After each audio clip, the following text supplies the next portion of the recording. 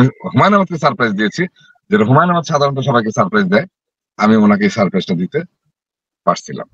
আমি 4.5 কিলোমিটার রাস্তা এটা মানে কর্তৃপক্ষের সাথে আলাপ করে এক এক দেড় মাসের ভিতরে এটা আমি টেন্ডার করে কমপ্লিট করেছিলাম, যেটা স্যারের খুব স্বপ্ন ছিল, কষ্ট ছিল যে আমার এখানে আসতে হয় গরুর গাড়িতে, মহিষের গাড়িতে কষ্ট করে।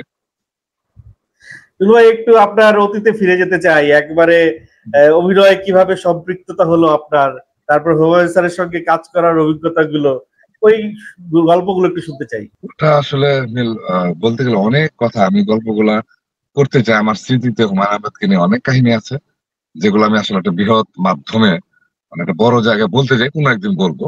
মজার কিছু কাহিনী আছে, যেমন আমি লিঙ্ক মানে হিংস দেই, যেমন আমি ওনার নাটকে আমি নিজে ক্যারেক্টার লিখে মানে স্ক্রিপ্ট লিখে অভিনয় করতে চাইছিলাম, এটা একটা ঘটনা আছে। আমি নিজেই স্ক্রিপ্ট লিখে ওনার আমাদের নাটকে, এরকম একটা ঘটনা আমি বলছিলাম। স্যারের সাথে আমার ওনার যে দিঘি লীলাবতী, আপনারা জানেন তো, দিঘি লীলাবতী একটা দিঘি আছে ভিতরে, ওটার কর্তনের বিষয়ে এটাকে আমি মেশিনের মাধ্যমে ওখানে করে দিচ্ছিলাম। এটা আমার একটা স্মৃতি যে লীলাবতীটা আমি কর্তন করছি। তারপর ওখানে যে এখন মানুষজন যাচ্ছে পাকা রাস্তায়, এই রাস্তাটা আমি কোন একটা সুযোগে 111-এর সময় আমি একটা সুযোগ পেয়েছিলাম। আমি 4.5 কিলোমিটার রাস্তা এটা মানে কর্তৃপক্ষের সাথে আলাপ করে এক এক দেড় মাসের ভিতরে এটা আমি টেন্ডার করে কমপ্লিট করেছিলাম, যেটা স্যারের খুব স্বপ্ন ছিল, কষ্ট ছিল যে আমার এখানে আসতে হয় গরুর গাড়িতে, মহিষের গাড়িতে কষ্ট করে।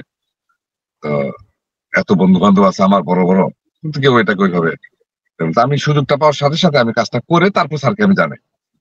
তো স্যার জানে কি, স্যার নিজেই দেখলো হঠাৎ করে যে রাস্তা প্রচুর ইট পড়তেছে, প্রচুর গাড়ি। ঘটনা কি? বুলবুলকে ডাক দিল, বুলবুল ঘটনা কি? হঠাৎ করে এত গাড়ি ট্রাকের ইট পড়তেছে, কে কি ব্যাপার?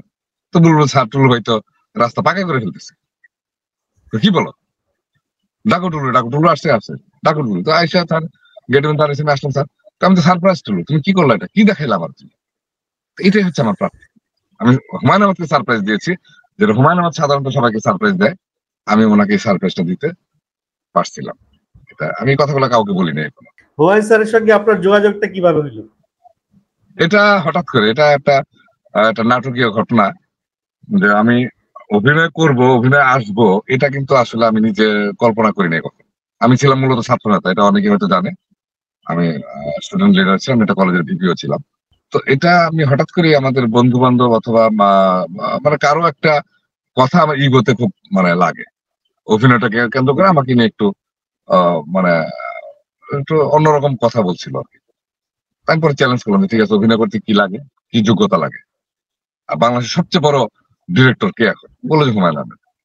আমি যদি 1 সপ্তাহের ভিতর দেখবা আমি হুমায়ুন আহমেদের ক্যামেরায় কাজ করতেছি, কিভাবে সম্ভব দেখবা তোমরা। এই চ্যালেঞ্জটা নিয়েই আমার যাত্রা শুরু। আসলে স্যারকে চিনি না, স্যারের কোনো মাধ্যম আমি গোষ্ঠটা খুলে নিই, হ্যাঁ, স্যারের কোনো মাধ্যমও জানা নেই, আমার কিচ্ছু জানা নেই, কিন্তু আমি চ্যালেঞ্জটা করে ফেলছি। করে ফেলে ওনার ঠিকানা বের করলাম, যে নোয়াজপল্লী এখানে আছে। খবর নিলাম, খবর নিয়ে রওনা হলাম নোয়াজপল্লীর দিকে। আমার সাথে একজন ছিল। রওনা হয়ে ওই যে রাস্তাটা আমি করলাম ওখানে পর্যন্ত যে আটকে গেলাম, আমার গাড়ি আটকে গেল, আর যাবে না, কিছু প্রচুর কাদা, গরু গাড়ি লাগবে। By this time doctor Ejaz, ওর সাথে দেখা হলো। সে পিছনে একটা কুলি, কাঁধে ব্যাগ, আর সে হাইটে হাইটে আসতেছে, কাদাটা একদম একাকার। ভাই কি অবস্থা, কোথায় যান টুলু ভাই? আমি ভাই নোয়াজপল্লী যাচ্ছি। কেন? আমি স্যারের সাথে দেখা করতে। তো স্যার তো নাই। কোথায়? স্যার তো চলে আসছে মির্জাপুরে। কিসে আসলাম? নৌকা দিয়ে। আমি পাইলাম না, তাহলে কি করা যায় আজাদ ভাই?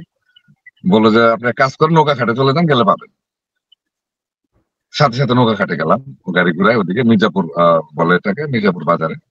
ওয়েট করতে লাগলাম, স্যার আসলো, সালাম দিলাম রাস্তার মধ্যে। সালাম দিয়ে কথা বললাম। তুমি তো বললো, একটু অবাক হইলো। আমি বললাম স্যার আপনার সাথে দেখা করার জন্য দাঁড়িয়ে আছি, আমার নাম এই। কেন? আমি অভিনয় করতে চাই আপনার নাটকে। সরাসরি আমার নাটকে অভিনয় করার তোমার অভিজ্ঞতা আছে নাকি? আমি জি স্যার, আমার অভিজ্ঞতা আছে। কিসে, কোথায়? মঞ্চে? আমি স্যার মঞ্চের অভিজ্ঞতা নাই, তবে আমার লাইভ অ্যাক্টিং এর অভিজ্ঞতা। সেটা কেমন? আমি স্যার, আমি তো ছাত্র নেতা, সত্য মিথ্যা দিয়ে মানুষকে প্রভাবিত করতে পারি, আমি তাৎক্ষণিক স্ক্রিপ্ট লিখতে পারি, মানুষকে উৎসাহ দিতে পারি, আবার উত্তেজিত করতে পারি। আমি নির্দেশ দিলে আগুন জ্বালায় দেয়, আমি নির্দেশ দিলে আবার পানি ঢালে। হ্যাঁ, এরকম এই কাজটা আমি পারি। আমি সাইকোলজিক্যালি মানুষকে মানে কি বলে ঘুরাইতে পারি। তো ওখানে একটা অভিনয়ের দরকার হয়, এবং এটা এমন একটা জায়গা যেখানে কাট বলার কোনো সুযোগ নেই। কাট বললেই ধরা খেয়ে যাবো। আমি যদি একবার ধরা খেয়ে যাই পাবলিকের কাছে, তাহলে আমার নেতৃত্ব শেষ।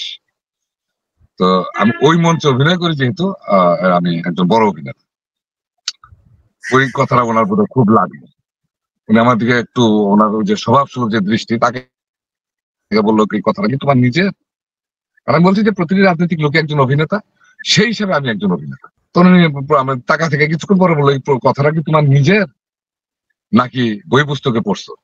ঠিক এই ভাষায় আমি, স্যার হয়তো বই পুস্তকে লেখা আছে, আমার পড়া হয় নাই, কিন্তু কথাটা আমার নিজের। ব্যাস, এই শুরু। স্বাধীনকে বললো যে তখন স্বাধীন বেসিসে বলছে ওখানে, স্বাধীনের নাম্বারটা রাখো তো। মানে উনি ইমপ্রেসড হয়েছে, আমি এটা বুঝতে পারলাম। এই নাম্বারটা রাখো তো, ব্যাস নাম্বার দিলাম। স্বাধীন ভাই বললো ভাই আপনার সাথে দেখা হবে, কথা হবে। হ্যাঁ, পরে স্যার বিদায় গেল, চলে গেল। 2-1 দিন পরেই বোধ হয় কল পেলাম যে স্যার আপনাকে দেখা করতে বলছে। তারপর আমার প্রথম নাটক যমুনার জল দেখতে কালো, সেখানে একজন ওই যে খুবই চমৎকার একটা নাটক। ওখানে আমি যে অটোগ্রাফ শিকারী, অটোগ্রাফ নেয় না, যমুনার জল দেখতে কালো সিনেমার গল্পকে কেন্দ্র করে নাটকটা। এটা সিনেমার ইউনিট গেছে ওখানে, ওইটাকে কেন্দ্র করে নাটক। হ্যাঁ, তো ওইখানে আমার প্রথম এন্ট্রি। তোমার টেস্ট করবো, আসো। টেস্ট করতে নিল, এক সিকোয়েন্স হইলো। প্রথম শট দিলাম রিয়াজের সাথে, আমাদের হিরো রিয়াজ। তা বললো যে তুমি তো ক্যামেরাটা ভয় পাও না, দেখা যায়। হ্যাঁ, সাহস আছে ভালো। আমি আরেকটা ইয়া দিলাম, স্যার কত গুলি এদিক দিয়ে গেল, ভয় পেলাম না, এটা তো ক্যামেরা, গুলি তো বেরোবে না। হ্যাঁ, এই ওটা মনে হয় উনি মজা পাইছে, কারণ উনি একটু মানে অন্য টাইপের লোক ছিলেন, তো উনি যেটা মজা পাইতেন ওটা মজা নিয়ে খেলতেন উনি। সারাদিন আমাকে এবং আমার সাথে যে ছিল তাকে নিয়ে সারাদিন মানে প্রচুর কাজ হলো। এবং যতটুকু শুনলাম পরবর্তীতে, যমুনার জল দেখতে গেল গল্পের মধ্যে আমরা ছিলাম না, গল্পের মধ্যে চরিত্রটা ছিল না, চরিত্র ইন করছে হঠাৎ করে, এবং এই চরিত্রটা উনি শেষ পর্যন্ত টেনে নিয়ে গেছেন গল্পের। যদিও একটা মাত্র সিন থাকার কথা, তো উনি মজা পাইছেন, টেনে নিয়ে গেছেন। এই আমার অ্যাচিভমেন্ট এখান থেকেই শুরু। তারপর উড়ে যায় বকপক্ষী চেয়ারম্যান ক্যারেক্টার, যেটা এখনো নির্বাচন আসলে দেখায়, আপনারা হয়তো ক্লিপ দেখেন, দর্শক দেখে ক্লিপ, এবার নির্বাচনও বিভিন্ন ধরনের ক্লিপ দেখাইছে। তো ওইটাতে আমি পুরস্কারও পাই জাতীয় পর্যায়ের, মীর মোশাররফ হোসেন স্মৃতি স্বর্ণপদক। এটা আমি 2 বছরের মাথায় পাই। এটা আমার সবচেয়ে বড় প্রাপ্তি, যে হুমায়ুন আহমেদের নাটকে মীর মোশাররফ হোসেন স্মৃতি স্বর্ণপদক। এবং এটার মধ্যে মজা হচ্ছে যে মীর মোশাররফ, আমার মঞ্চ নাটকের প্রথম নাটক হচ্ছে মীর মোশাররফ হোসেনের জমিদার দর্পণ। কাকতালীয় ভাবে একটি ঘটনা মিলে গেছে যে আমার জীবনের প্রথম মঞ্চ নাটক হচ্ছে মীর মোশাররফ হোসেনের জমিদার দর্পণ, আর পর্দায় হচ্ছে হুমায়ুন আহমেদের নাটক। আমি হুমায়ুন আহমেদের নাটকে পুরস্কার পেলাম, এবং মীর মোশাররফ হোসেন স্মৃতি স্বর্ণপদক। মানে নামটা হচ্ছে, আমি যার মঞ্চে প্রথম যার নাটকে কাজ করলাম মঞ্চে, ওনার নামেই ছিল পদকের নাম। এটা কাকতালীয় ভাবে আসলে মিলে গেছে। এটা একটা আমার মানে প্রাপ্তি আর কি। যাই হোক, অনেক কথা বললাম, আর অনেক কথা আছে, আমি হয়তো কখনো সুযোগ পেলে বৃহৎ পরিসরে, যে আমি হুমায়ুন আহমেদের নাটক লিখে ওনাকে দিয়ে মানে ওনার ডিরেকশনে কাজ করতে চাইছিলাম, এবং একটা মজার একটা ঘটনা আছে, এটা আমি হয়তো কোনো এক সময় শেয়ার করবো। আরেকদিন শুনবো। কিন্তু আরো কিছু কথা আপনার সঙ্গে আমি বলতে চাই, সেটা হচ্ছে গিয়ে যে এরপরে পরবর্তীতে তো আপনি অনেক সিনেমাও করেছেন। জি, শ্যামল ছায়া, হুমায়ুন আহমেদের শ্যামল ছায়া, ওনাকে দিয়ে ওনারটাই প্রথম।